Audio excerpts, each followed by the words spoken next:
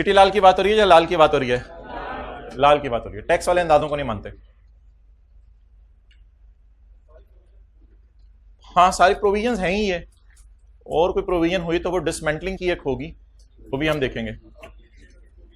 हाँ, प्रोविजंस नहीं मानते, बिल्कुल ठीक है। इसलिए मैंने सारी फिलहाल जो अभी तक पढ़ी है इकट्ठी लिखवा दी है। प्रोविजन फॉर वारंटी भी होता है, वो भी इंशाल्लाह करेंगे। अच्छा, आप बता दें टैक्स वालों की बैलेंस शीट में क्या प्रोविजंस एग्जिस्ट करती हैं या नहीं करती? आंडा आंडा।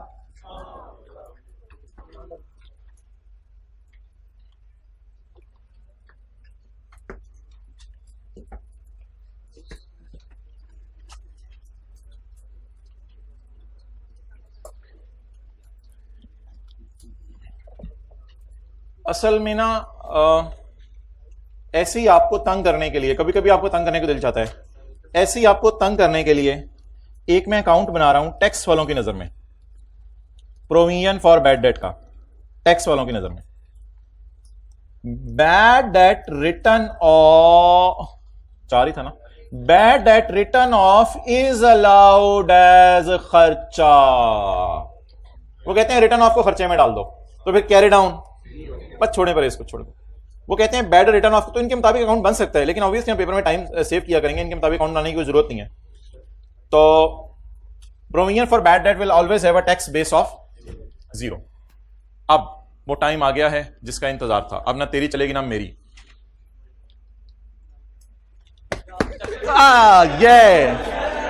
We got it, yes. अच्छा, ये कल आपको पता है कल कभी नहीं आता, कल ऑफ कर दें।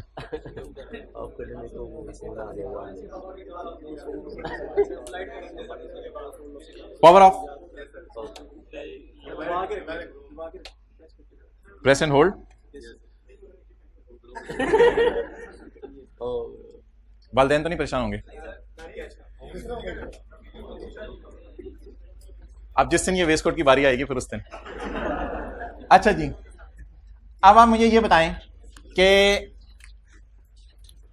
डिफरेंस कितना आ गया इधर? 12 और 40। अब बस थोड़ी सी अकल इस्तेमाल करनी है भी थोड़ी सी वही इस्तेमाल कर लेते हैं। अच्छा बड़ा अब सवाल ये है कि फ्यूचर की करंट टैक्स की वर्किंग सोचनी है, फ्यूचर की करंट टैक्स की वर्किंग जहन में लानी है, फ्यूचर की करंट टैक्स की वर्किंग। अब आप बिल्कुल मुतवज्जे हो जाना, पीयूएमए वाली कैप जिन्होंने पहनी हुई है। अकाउंटिंग वालों ने फ्यूचर में कितना डेप्रिशिएट करना है? 95। टैक्स वालों ने फ्यूचर में कितना डेप्रिशिएट करना है?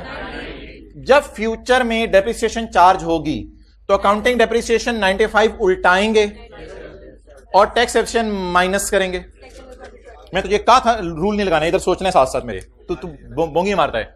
अकाउंटिंग वालों की डेप्रिसिएशन उल्टाएंगे 95 और फ्यूचर में टैक्स, अगले साल जरूरी नहीं है, कई सालों में मिला के मैं बात कर रहा हूं। तो अगले सालों में अकाउंटिंग वालों की डेप्रिसिएशन उल्टाएंगे, क्योंकि ये 95 अगले सालों में डेप्रिशिएट तो होना है, तो अगले सालों में अकाउंटिंग वालों की डेप्रिसिएशन उल्टाएंगे और टैक्स वालों की डेप्रिसिएशन माइनस करेंगे। जब एड वाली फिगर ज्यादा होगी तो फ्यूचर में 95 में से जब 90 माइनस करेंगे तो 5 जवाब ज्यादा आ जाएगा, प्लस में आ जाएगा। इसका मतलब है फ्यूचर में टैक्सेबल प्रॉफिट बढ़ जाएंगे। टैक्सेबल प्रॉफिट बढ़ने से फ्यूचर में टैक्स देना पड़ेगा। Taxable temporary, taxable temporary difference.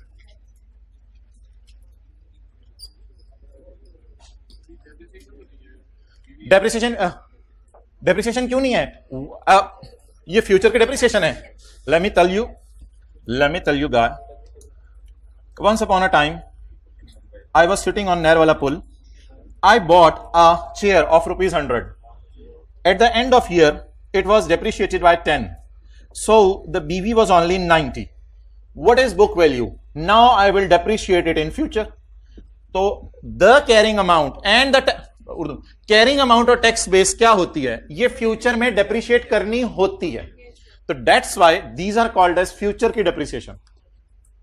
जमा करा जल्दी जबरदस्त, तेरे दोस्त का मोबाइल भी गया। अब तो यार दीवार को तेल लग जाएगा, इधर करो सर, चीप बंदे यार। अच्छा अब आप मुझे ये बताएं कि फ्यूचर वालों में अकाउंटिंग वाले कितना डेप्रिशिएट करेंगे? 82.5 को छोड़ने पड़े ना। फ्यूचर में अकाउंटिंग वाले कितना डेप्रिशिएट करेंगे? टैक्स वाले 80। जब फ्यूचर में अकाउंटिंग डेप्रिसिएशन ज्यादा होगी तो अकाउंटिंग डेप्रिसिएशन उल्टाएंगे। उल्टाने का मतलब है उसे ऐड बैक करेंगे। जब उसे ऐड बैक करेंगे तो टैक्स वालों की डेप्रिसिएशन फ्यूचर में, तो अकाउंटिंग डेप्रिसिएशन 2.5 से ज्यादा रिकॉर्ड होगी फ्यूचर में, यानी ज्यादा ऐड बैक होगी। तो उसकी वजह से फ्यूचर में करंट टैक्स की वर्किंग में पॉजिटिव वाली फिगर आ जाएगी। इसका मतलब है फ्यूचर में ज्यादा टैक्स देना पड़ेगा। तो that is called as taxable temporary difference. अच्छा ये 14 रुपीज मैं आपको समझाता हूं, आपने मुझे बताना है ये टैक्सेबल है या डिडक्टेबल है। अब रूल्स में नहीं जाना, रूल्स में अगर जाके देखना हो तो कल मैं आपको जाके दिखा दूंगा। फिलहाल सिर्फ लॉजिक पे चलना है आपने। रूल 1 2 3 4 को छोड़ें, इसलिए कि ना ये एसेट अकाउंट है ना ये लायबिलिटी अकाउंट है, ये क्वांटा एसेट अकाउंट है, ये कॉन्ट्रा एसेट अकाउंट है, इसलिए रूल्स में ना जाएं। अभी रूल्स में कल चले जाएंगे, कोई मसला नहीं। फिलहाल मुझे ये बताएं कि जब कभी अगला साल आएगा प्रोविजन फॉर बैड डेट में, जब कभी अगला साल आएगा तो ये कैरी डाउन क्या बनेगा? ये वाले लोग बिल फर्ज भाग गए, बिल फर्ज भाग गए अगले साल, it will be allowed as deduction when bad debt will be written off. क्या आपको लग रहा है ये 14 वाले अगले साल लेके भाग सकते हैं? अगर भाग गए तो it will be allowed as deduction. क्या मैं कह सकता हूं अगले साल जब ये 14 रुपए लेके भागेंगे तो टैक्स वाले कहेंगे you can deduct it now? So that's why this 14 is deductible in future when they will actually run, जब वो एक्चुअली पैसा लेके भागेंगे। तो अब 14 पे स्टार लगाएं, इस 14 पे। इन फ्यूचर ईयर्स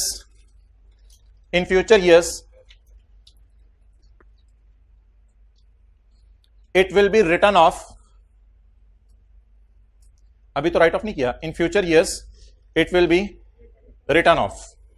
जाहिर सी बात है, अभी अंदाजा है तो फ्यूचर में क्या होगा? फिर एक्चुअल राइट ऑफ होगा। This will be written off and then will be deducted in current tax working, and then और फिर and then will be deducted in current tax working. Future में फिर ये करंट टैक्स की working में minus होंगे।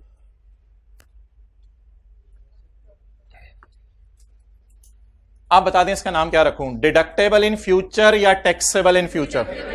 Deductible in future. Future में ये डिडक्ट होंगे। कैसे डिडक्ट होंगे? अभी अंदाजा है, अंदाजे को ब्रॉड डाउन बनाएंगे। 2012 के अंदर हो सकते हैं सारे के सारे भाग जाएं, तो हम इसको माइनस कर लेंगे। हाँ ना भागे तो कोई मसला नहीं, ये एक रिदम चल रहा होता है। जैसे इधर 7 थे, 7 नहीं भागे तो 3 भागे, 3 को माइनस कर लें। मैं जितने भागेंगे उतने माइनस कर लेंगे। ये तो नहीं कि अंदाजा लगा ले तो सबको भगाना ही है, भागो भागो। चुप,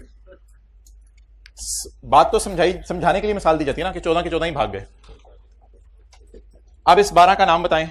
deductible in future, deductible in future, deductible temporary difference. आरजी सा फर्क है, तो इंशाल्लाह फ्यूचर में हम इसको माइनस कर लेंगे। हाँ सेविंग होगी, डेफर्ड टैक्स एसेट बनाएंगे अभी हम इस पे। बिल्कुल। क्या चीज? नहीं नहीं नहीं, वी आर कंफर्म, इसमें कोई अंदाजा नहीं। वी आर कंफर्म कि जब वो भागेंगे तो टैक्स वाले माइनस करने देंगे। टैक्स लॉ में लिखा हुआ है I will allow you as reduction. अब इसमें कोई ये नहीं है कि भागेंगे नहीं भागेंगे, लेकिन होगा तो सही ना। जब होगा, टैक्स वालों ने बड़ा क्लियरली कह दिया है। नहीं नहीं नहीं, टैक्स वालों ने बड़ा क्लियरली कह दिया है, जब ये भागेंगे तब माइनस कर लेना। तो आज खड़े होकर वी आर फीलिंग एंटाइटल्ड कि जब ये भागेंगे तब माइनस करेंगे। माइनस करने से प्रॉफिट हमारे कम होंगे और फ्यूचर में टैक्स हमें क्या होगा? सेव होगा। नहीं भागेंगे तो कोई मसला नहीं, नहीं भागेंगे तो कोई मसला नहीं। एक चीज अभी मैं डिस्कस नहीं करना चाह रहा था, अगर ये अगले साल ना भागे तो फिर अगले साल कैरी डाउन स्टिल 14 रहेगा, एक्सपेंस की फिगर कोई नहीं आएगी। वो आप उन चक्रों में ना पड़े अगले साल क्या होना है। बस एक सिंपल सा कॉन्सेप्ट समझे, ये 14 अगले साल भाग सकते हैं, जब भागेंगे तो टैक्स वाले इसको हाँ, अगर अगले साल सिर्फ एक भागे तो एक को माइनस कर लीजिएगा,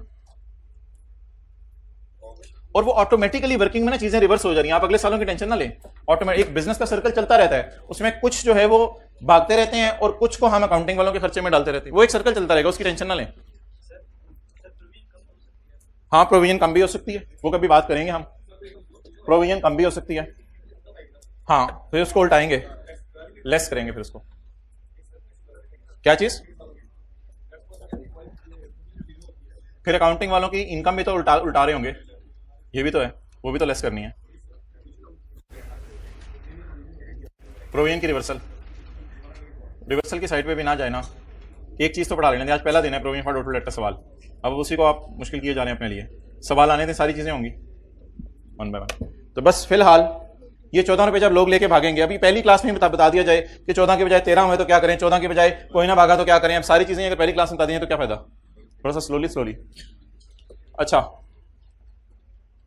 मरीज आंखें दिखाने जाए, आप उसे लिटा लें, चल भी तेरा ऑपरेशन है, कहेगा भाई प्लान तो कर लेने देना, मरीज आंखें दिखाता रहेगा आपको।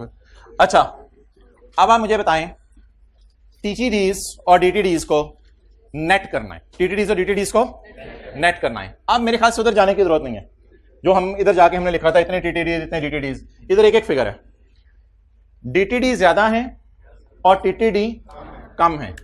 तो ऐसा करें, 7 क्या बच गए, डिडक्टेबल टेम्परेरी डिफरेंस। जिसको समझ नहीं आया, 5 टीटीडी वर्सेस 12 डीटीडी, इसको काटें 5 और 5 को, क्या बच गए, 7 डिडक्टेबल टेम्परेरी डिफरेंस। क्लास के बाद जाके नाम लगाने हैं। So that is very easy. 12 कौन है, 5 कौन है, तो जब आप नेट करेंगे क्या बचेंगे, फ्यूचर में 5 पे टैक्स ज्यादा देना है, फ्यूचर में 12 डिडक्ट होना है, तो ओवरऑल फ्यूचर में, इसका मैंने वैसे एक और तरीका भी बताया था कि कैलकुलेटर पे इसके साथ +5 लिख लें, इसके साथ -12 लिख लें, तो -7 आ जाएगा, तो माइनस का मतलब डिडक्टेबल होगा। लेकिन ये कोई ऐसे पक्का तरीका नहीं है, इलॉजिकल सी बात है, इलॉजिकल सी तो नहीं मैं कहूंगा, अजीब सी बात है। इसको ऐसे ना लिखिए, जिस तरह मैं लिख रहा हूं उसी तरह चलें। इस सवाल में आए, अगले साल जी बोलें, कितने टीटीडी, 2.5, कितने डीटीडी, इधर भी ज्यादा डीटीडी, आप बता दें इधर क्या लिखूं पहले, deductible temporary difference 11.5, taxable temporary difference के बेटे का नाम डेफर टैक्स लाइबिलिटी, और अगर फ्यूचर में डिडक्ट होंगी ज्यादा चीजें तो टैक्स सेव होगा, तो इसका नाम डेफर टैक्स एसेट। कल डेफर टैक्स लाइबिलिटी आ रहा था फ्लोर एंड टाई वाले सवाल में, आज defer tax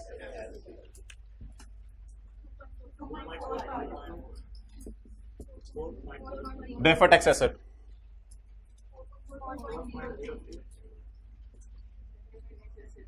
defer tax asset,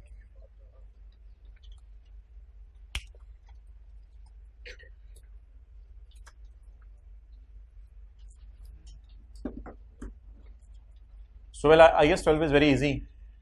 current tax में क्या करना होता है, अकाउंटिंग वालों की चीजें उल्टा के टैक्स वालों के रिकॉर्ड, और डेफर टैक्स की वर्किंग में अकाउंटिंग वालों की बैलेंस शीट बनानी है और टैक्स वालों की बैलेंस शीट बनानी है, और उसके बाद डिफरेंस लेके थोड़ी सी अकल लगानी है। अब ये अकल हम रोजाना लगाएंगे, अभी हमने पीपीई पे लगाई थी, 3 दिन से हम मुसलसल लगा रहे हैं, फिर हम जो है वो प्रोविजन फॉर ग्रेचुटी पर जिस तरह अकल लगाई थी उसी तरह प्रोविजन फॉर बैड डेट पे आज अकल लगाई है। प्रोविजन फॉर ग्रेचुटी पे कैसे अकल लगाई थी, उसको भी हमने डिडक्टेबल लिखा था, मैंने ऐसे समझाया था, मैंने कहा था ये कैरिड ऑन क्या बनेगा, एम्प्लॉयज अगले साल रिटायर होंगे, हम उनको पेमेंट करेंगे 17 की, टैक्स वाले कहेंगे it will be allowed as deduction when paid, तो डिडक्ट होने की वजह से इसका नाम क्या पड़ जाएगा, डिडक्टेबल इन फ्यूचर। ऐसे ही बात की थी। कितने पिछले कल की क्लास में कितना क्लोजिंग बैलेंस आया था, 17, इसको बनाया, क्या ये अगर अगले साल सारे चले जाते हैं तो what will be deducted in future, 17, तो डिडक्टेबल।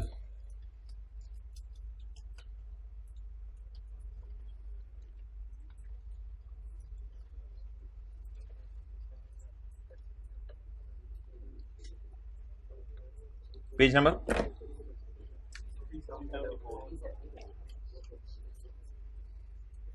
अब जी सारा डेटा हमने सवाल में ले लिया है, एक टी अकाउंट अब बनने वाला रह गया है। वो टी अकाउंट कौन सा है? डेफर्ड टैक्स एसेट या डेफर्ड टैक्स लायबिलिटी। वो टी अकाउंट अब हम पूरा कर लेते हैं। और अब अल्लाह का शुक्र है कुछ भी नहीं रह गया वैसे सवाल में, सवाल ऑलमोस्ट खत्म हो गया। अब आप इस स्टेज पे खुद भी कर सकते हैं सवाल। बहरहाल आपको पता है लैंड बिल्डिंग कैश का कैरिड ऑन इधर आता है। लैंड बिल्डिंग कैश का कैरिड ऑन इधर आता है क्योंकि वो एसेट है। लोन क्रेडिटर का बैलेंस इधर आता है, कैरी डाउन क्योंकि वो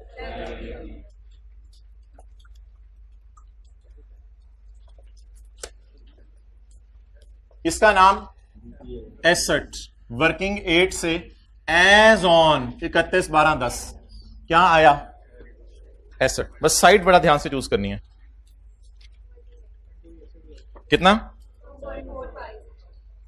जरूरी नहीं ओपनिंग एसेट ही हो, वो खैर है उससे फर्क नहीं पड़ता। अच्छा 1 जनवरी 11 ब्रॉड डाउन 2.45, 31/12/11 को कैरी डाउन 4.03।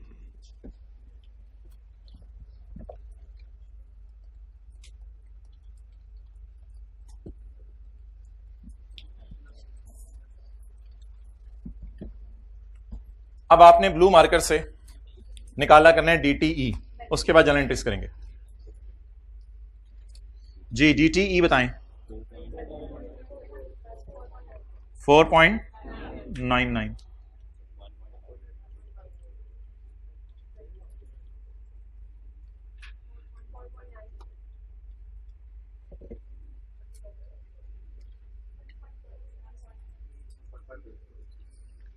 ऐसे ही बात कर रहा हूं, ऐसे ही।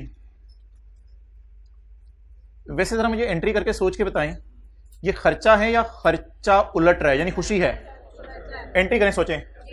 खर्चा डेबिट, ये वाला अकाउंट क्रेडिट, ये वाला अकाउंट जो मर्जी ऊपर नाम है वो छोड़ें। खर्चा डेबिट और डेफर्ड टैक्स एसेट या लायबिलिटी अकाउंट क्रेडिट, तो खर्चा है खर्चा। एक और बात करूं, जरा सारे सुने। एसेट कम हो रहे हैं ना, तो एक तरह का खर्चा है ये तो वैसे एक बेसिक अकाउंटिंग मैंने बात की है, बेसिक अकाउंटिंग। जैसे फिक्स एसेट डेप्रिशिएट होते हैं तो कम हो जाते हैं, तो एसेट कम हो रहे हैं एक तरह के, तो वी आर फीलिंग लाइक खर्चा। और इधर एसेट बढ़ रहे हैं तो वी आर फीलिंग लाइक खुशी, खर्चे की उल्टा वी आर फीलिंग लाइक खुशी। बट ये तो ऐसी एक लॉजिकल सी बात की जो बीइंग एन अकाउंटेंट हमें पता होनी चाहिए, जिंदगी के किसी भी मोड़ पे पूछी जा सकती है। मिसाल के तौर पे कैश आपके पास पड़ा हुआ था, ब्रॉड डाउन 10 रुपए, कैरी डाउन 3 रुपए, पता चला बाकी चोरी हो गया, तो डेट इज खर्चा। एसेट कम हो रहा है, डेट इज लाइक खर्चा। But don't do like this, इस तरह करने की जरूरत नहीं है। जनरल एंट्री जरा मुझे बता दें 4.99 की। Deferred tax expense account debit, खर्चा debit. Asset slash liability account, अगर आप कहते हैं तो मैं लाइबिलिटी मिटा देता हूं क्योंकि अल्लाह का शुक्र है सारे ही क्या हैं? एसेट है। खर्चा डेबिट, एसेट कम हो गया। ये एक अपनी ही नेचर का अकाउंट है, इसको प्रीपेड या पेबल से ना समझो। और अगर इस अकाउंटिंग की ज्यादा लॉजिक देखनी है तो वो फिर पहले 2 लेक्चर आपको रिवाइज करने पड़ेंगे। बस पहले 2 लेक्चर्स में डिस्कशन की थी। बाकी इस अकाउंट में बहुत सी चीजें इकट्ठा होकर अपना रोल प्ले कर रही होती हैं। बस ये अकाउंट हमें ये बता रहा है कि हम एक तरह की सेविंग है या हमें एक तरह का फ्यूचर में खर्चा पड़ना है, इस किस्म की कोई चीज बता रहे हैं, इस साल की मद में बता रहे हैं। अच्छा जी ओवरऑल बताएं, अब इधर नीचे क्या बनेगा? 1.58।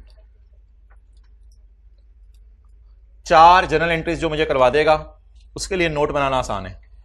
4 जनरल एंट्रीज, 2 करंट टैक्स की और 2 डेफर्ड टैक्स की। 4 जनरल एंट्रीज करवा दें तो बारों बार नोट हमारा तैयार है।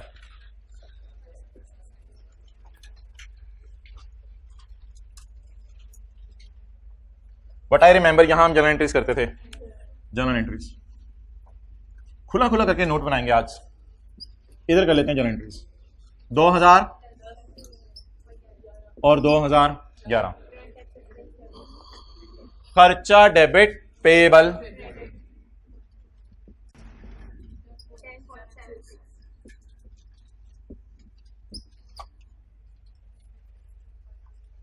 एक एंट्री आपको टी अकाउंट से मिलेगी क्योंकि एज ऑन से एंट्रीज नहीं मिलती, एज ऑन से कैरी डाउन मिलते हैं। खर्चा डेबिट, एसेट क्रेडिट।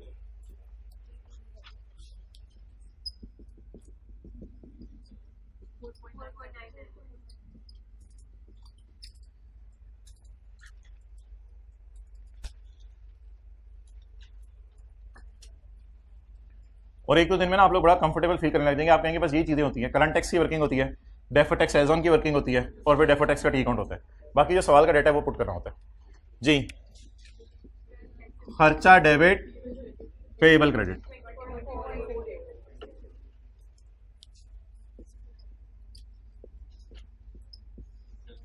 अच्छा नोट करें, अभी तक आपको 3 खर्चे नजर आ रहे हैं। खर्च TE डेबिट, TE डेबिट का मतलब है खर्चा डेबिट, TE डेबिट खर्चा, TE डेबिट खर्चा, हो सकता है चौथा भी TE डेबिट हो।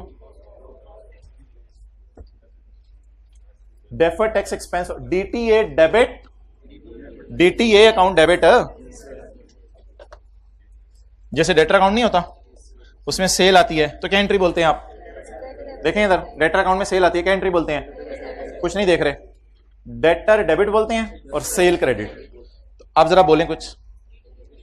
एसेट डेबिट और खर्चा कम, खर्चा तो डेबिट नेचर का चीज है, अजीब सा खर्चा है, क्रेडिट हो रहा है।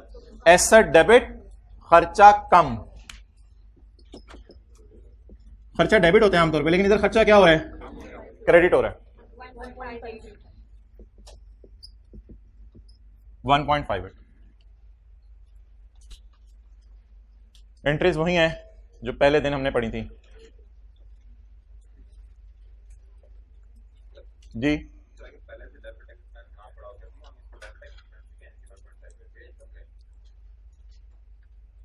इनकम कह दो ना, नाम यही यूज होगा। अच्छा जी, अब जरा सफे पे हाथ फेर के पहले सफे पे आ जाए, वो जो जगह खाली छोड़ी हुई है। ऑर्गेनाइजेशन का नाम,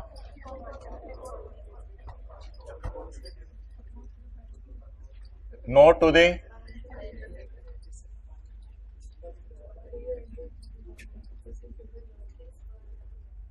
नहीं, एज ऑन नहीं, नोट होता है for the year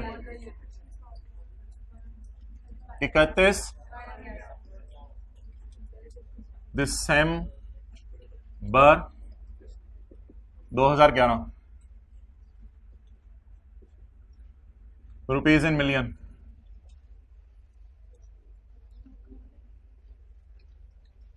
it is our functional currency rupees, जिसमें हमारी एंटिटी के फंक्शंस हो रहे हैं, and it is level of rounding off used. और लेवल आप हमारा चेक करिए, लेवल हमारा मिलियन से शुरू होता है, it is level of rounding off used.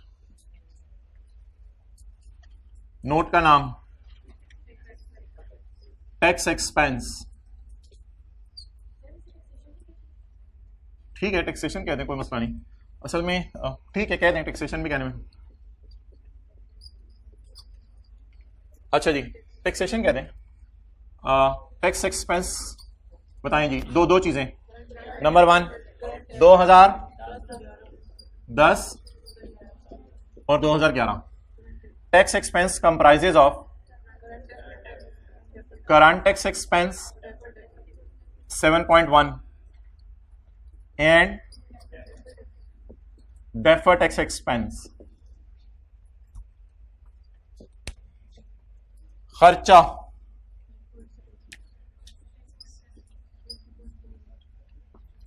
खर्चा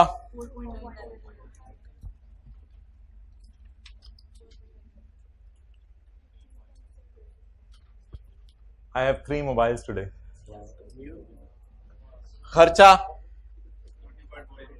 20 पॉइंट, क्लास के बाद मत आना, 20.48। अब्दुल्ला को बाइक निकाले, आज दूसरी मस्जिद में जाकर नमाज पढ़ेंगे हम।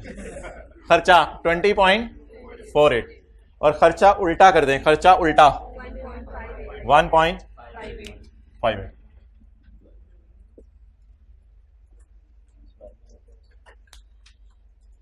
ये आपके दिल में क्या हो रहा है कि जरा हमें बता दें थोड़ा सा कि वो फेमिलियरिटी थ्रेट क्या होता है, ये क्या चक्कर है? और वो फिर अगले वाला भी थ्रेट आपके दिल में आ रहा है कि जरा जाते जाते बता दें, ये क्यों फील होने लग गया आपको? टाइम बच गया इसलिए, ये ग्रेट है वैसे, ये बड़ा जबरदस्त है, ये आप आई रियली अप्रिशिएट यू। यानी कि आप मल्टी प्रोसेसिंग कर रहे होते हैं, पार्ट इधर कर रहे होते हैं, सोच आगे कर रहे होते हैं, ना वो समझ आ रहा होता है ना ये समझ आ रहा होता है। टोटल 15.75, 18.90। अच्छा आज ना रिकॉन्सिलिएशन का पूरा नाम लिखें, reconciliation of PBT with tax expense. And में नजर नहीं आ रहा होगा इसलिए जरा सुन लें और फिर लिखें। Reconciliation of PBT with tax expense. ये है टैक्स एक्सपेंस, ये टैक्स एक्सपेंस है। बादशाह सलामत कह रहे हैं पीबीटी को बुलाया जाए। पीबीटी हाजिर हो।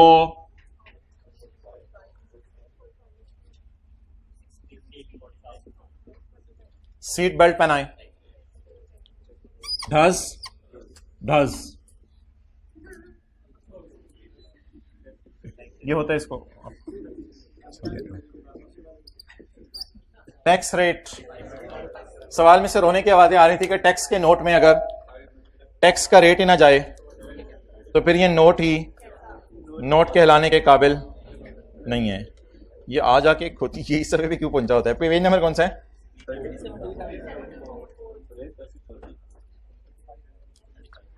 तो इधर उधर की ना बात कर,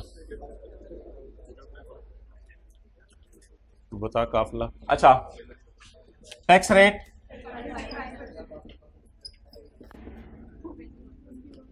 आप प्रॉफिट्स पे टैक्स लगाने लगे, अकाउंटिंग वालों के प्रॉफिट पे, तो याद रखिएगा आप किसी ऐसी चीज पे भी टैक्स रेट लगा रहे होंगे जो कि हो सकता है माफ हो। हाँ मैं मान रहा हूं यहां तक पहुंचते हुए आपने एग्जेम्प्ट इनकम माइनस कर दी है, लेकिन इस 60 में तो पड़ी हुई है ना, तो शायद आप ऐसे 60 पे को रेट लगा देंगे अभी जिसमें एग्जेम्प्ट इनकम्स भी पड़ी हैं। अब आप रेट तो पूरे प्रॉफिट पे लगाने लगे। चलें टैक्स कैलकुलेटर पे निकालें। Teach tally tally tally tally. अच्छा सची सजीव था, मोबाइल जब से इधर आया है पढ़ाई में टेंशन बढ़ रही है। गुड, इधर लगाएं 21 पॉइंट।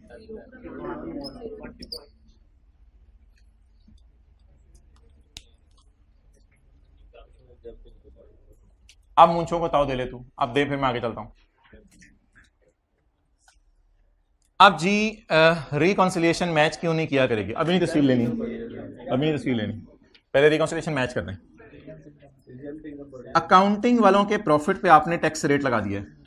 अकाउंटिंग वालों के प्रॉफिट में एक ऐसा प्रॉफिट पड़ा है जिस पे टैक्स वालों ने कभी टैक्स नहीं मांगना। वो इनकम जो आपने इधर लेस की है इधर भी लेस कर दें, बट रेट लगा के, रेट लगा के। साइन अल्लाह का शुक्र है यहां वही यूज करना है जो साइन हमने यहां यूज किया, नेगेटिव।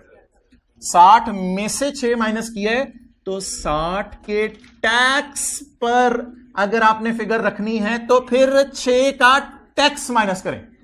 60 में से 6 माइनस किया तो फिर 60 पे अगर रेट लगा दिया तो इसमें से फिर 60 पे रेट लगा दिया तो 6 पे भी, और साइन भी वही यूज करें। हम ना एग्जेम्प्ट इनकम को लेस किया करेंगे। इसका नाम असल है tax effect of exempt income. पूरा लिखें, tax effect of exempt income. अब देखें ई से लिखा है उसने इफेक्ट या ए से लिखा है? उसने किससे लिखा है? Tax effect of exempt income. Exempt income को बुलाया जाए। जब 60 में से 6 माइनस किया तो 60 के टैक्स में से 6 का करके देख लेते हैं, शायद रिकॉन्सिलिएशन मैच कर जाए। 2 पॉइंट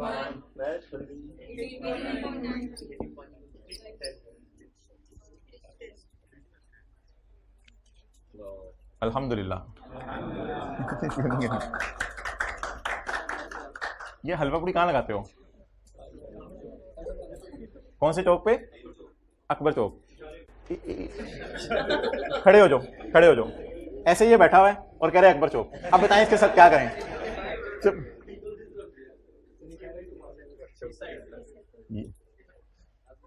अकबर को भी शर्मिंदा कर दिया तूने। मोबाइल नहीं है ना उसके पास, ये तो होना है भी। एक दिन होगा फिर न्यूट्रल हो जाएगा ये।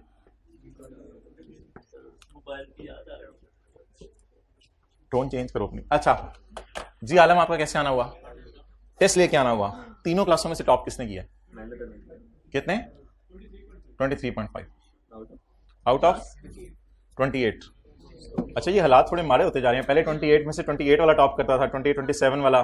अभी आज के टेस्ट में तो फिर अच्छा 100 रुपया ले आओ, 100 रुपया लाल नोट, नया भी चलेगा पुराना भी चलेगा।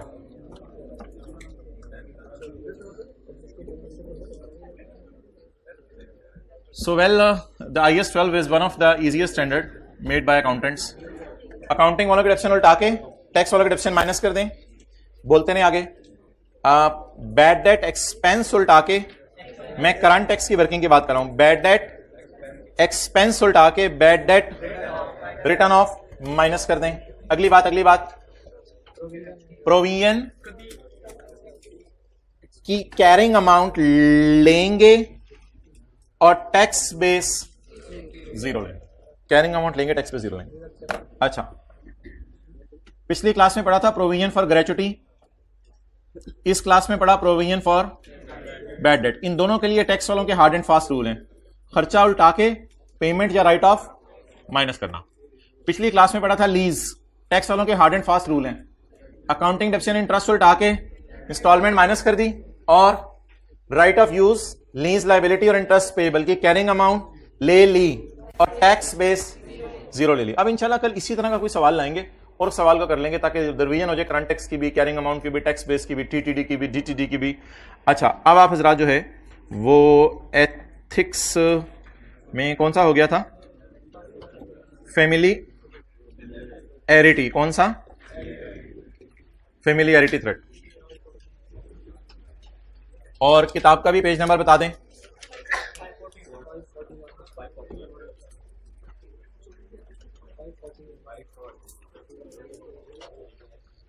अच्छा, तसल्ली से सुनिएगा, दो तरह की चीजें फेमिलियरिटी में उसने डिस्कस की हैं। एक, आप अपने एम्प्लॉयर यानी अपने बॉस के साथ फेमिलियर हो सकते हैं ड्यू टू लॉन्ग रिलेशन, काफी अरसे से आप वहां नौकरी कर रहे हैं। और अगर आप ही की कंपनी में आपका बेटा जॉब कर रहा है, आंखें बंद करके सोचें, आप जिस कंपनी में जॉब कर रहे हैं उसी कंपनी में आपका बेटा भी जॉब करे। अब ये लॉन्ग रिलेशन है या क्लोज रिलेशन है? लॉन्ग तो है ही, माशाल्लाह काफी अरसे अच्छा पैदा हुआ है, तो लॉन्ग रिलेशन तो है ही, साथ इसके क्लोज रिलेशन भी है। तो एम्प्लॉयर से आपका कौन सा रिलेशन हो सकता है? लॉन्ग। और अगर उसी कंपनी के अंदर आपका आप हैं अकाउंट्स मैनेजर, एक है सीएफओ, एक है असिस्टेंट अकाउंट्स मैनेजर। 8 नंबर का सवाल डाल दिया था एथिक्स में, जिन्होंने इजी लिया था ना एथिक्स को, आएगा भी फिर से चढ़ कर बोलता है वो। अच्छा, आप मुझे ये बताएं कि अकाउंट्स मैनेजर आप हैं, तो अगर आप काफी अरसे से जॉब कर रहे हैं तो आपकी किससे फेमिलियरिटी हो जाएगी? सीएफओ से। और अगर आप ही का बेटा, बाप, पुत्र, अगर आप ही का बेटा उधर असिस्टेंट अकाउंट्स मैनेजर है, तो फिर आपका लॉन्ग रिलेशन होगा या क्लोज रिलेशन होगा? क्लोज रिलेशन होगा। इन दोनों रिलेशंस की वजह से, चाहे लॉन्ग रिलेशन हो चाहे क्लोज रिलेशन हो, आप में हमदर्दी का जज्बा कुट कुट के भरा होगा, कूट कूट के आप में हमदर्दी का जज्बा भरा होगा। आप इन दोनों के लिए जान निछावर करने को तैयार होंगे।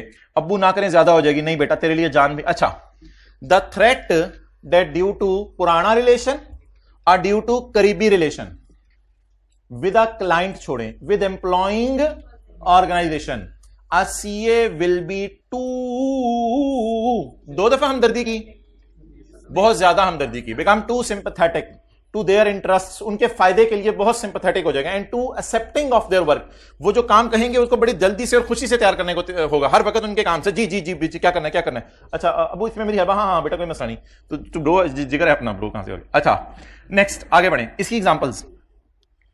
A CA is in a position, आपकी एक ऐसी पोजीशन है, आपकी एक ऐसी पोजीशन है कि आप इन्फ्लुएंस कर सकते हैं फाइनेंशियल और non financial reporting.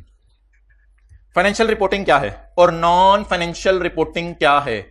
Financial reporting यह है कि आप इसके लिए कोई फाइनेंशियल इंटरेस्ट निकाल लें, बोनस दिलवा दें, कमीशन दिलवा दें अपने बेटे को। और नॉन फाइनेंशियल इंटरेस्ट क्या है? आप इसकी पोस्टिंग अच्छी जगह करवा दें, चलो भाई फलां शहर से निकल के बड़ा शहर कराची है, वहां चले जाओ। तो a CA is in a position to influence financial और नॉन फाइनेंशियल रिपोर्टिंग। आप रिपोर्ट किसको कर रहे होंगे? सीएफओ को। क्या रिपोर्ट कर रहे होंगे? मेरे बेटे को बोनस दो, वो कहेगा नहीं सिर्फ एक्सेल। नहीं, बोनस से मुराद पैसे। अब जिनको समझ नहीं आते उन्होंने समझाया भी ना करें, मलांग को छोड़े पड़े।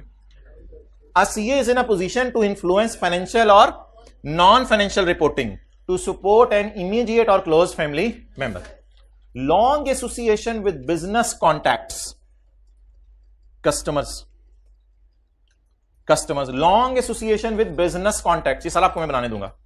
Long association with business contacts influencing business decisions. इस कस्टमर को आपने ड्यू डिस्काउंट नहीं दिया, अनड्यू डिस्काउंट दे दिया, किसी और का डिस्काउंट मार के इसको डिस्काउंट दे दिया, तो it is due to a long relation, you become too sympathetic. और तीसरी चीज हो सकता है कस्टमर आपके लिए ओवन लेके आ जाए कि सर आप ये ठंडा खाना खा रहे हैं, हद होती है सर, अब आप ऐसा करें ये ओवन में गर्म करके खाया करें। एक्सेप्टेंस ऑफ अ गिफ्ट और प्रेफरेंशियल ट्रीटमेंट। प्रेफरेंशियल ट्रीटमेंट इधर से ले लें सीएफओ की तरफ से। सीएफओ जो भी दावत होती है, सर आप इसको होस्ट करेंगे, आप आए, तकरीर आपकी तरफ से। अब आप हर जगह पे ट्रिप जाने लगे दफ्तर का, सर आप शीशे वाली जगह बैठे, बस शीशे वाली जगह बैठे। स्पेन में जा रहे हैं, सीएफओ मैं नॉर्मल क्लास में बैठा हूं, आप बिजनेस क्लास में बैठे हैं, आप अब आप एक्सेप्टेंस ऑफ गिफ्ट और preferential treatment. Unless the value is clearly insignificant, unless के ये कस्टमर के मैं तो आपसे घर के लिए घर से आपसे साग बनवा के लाया हूं, वो आप खा लें, मक्खन आपकी तरफ से हो जाएगा, साग मेरी तरफ से हो जाएगा। तो ये छोटा मोटा कहता है शायद चलता है, पता नहीं इनकी नजर में चलता हो, हमारा तो छोटा मोटा भी नहीं चलेगा। तो बहरहाल वो कहते हैं unless the value is clearly insignificant, unless के क्लियरली इनसिग्निफिकेंट किस्म की चीज हो, कोई छोटी मोटी हो, फिर चल जाएगी, कोई मसला नहीं। सीएफओ मुल्तान के इलाके के डोडा लेके आ गया अकाउंट्स मैनेजर के लिए, भाई जी आपके लिए यार प्लीज इसको एक्सेप्ट कर लें, तो छोटा मोटा चलता है। लेकिन ये नहीं कि डोडे के बजाय डोडे की दुकान ही इसको दे दी, इट इज नॉट सोहन हलवा समझ लो, बर्फी का सुतेला भाई समझ लो। चलें जी ओवर, चलें ठीक है। सर आसिफ की फेवरेट मिठाई नहीं, सर आसिफ तो मीठा कम खाते हैं। अच्छा यार एक मिनट, आप क्यों अपने फ्यूचर के साथ खेल रहे हैं मुझे बताएं। आपका फ्यूचर ये चीजें तबाह कर रही हैं, तबाह। आपके नस्लों पे असरात पड़ते हैं इन चीजों के, खुदा के लिए इनसे जान छोड़ दें। स्क्रीन टाइम आप 5 मिनट पे ले आए, 5 मिनट, 5 से 10 minute screen time, it is challenge. 5 minute लिखें स्क्रीन टाइम, 5 मिनट। चलें जी जाएं। अब्दुल्ला बिन ताहिर बंद कर दो, 23:30। वेल डन यार, आई रियली अप्रिशिएट। तो 2 थे 23:30 वाले।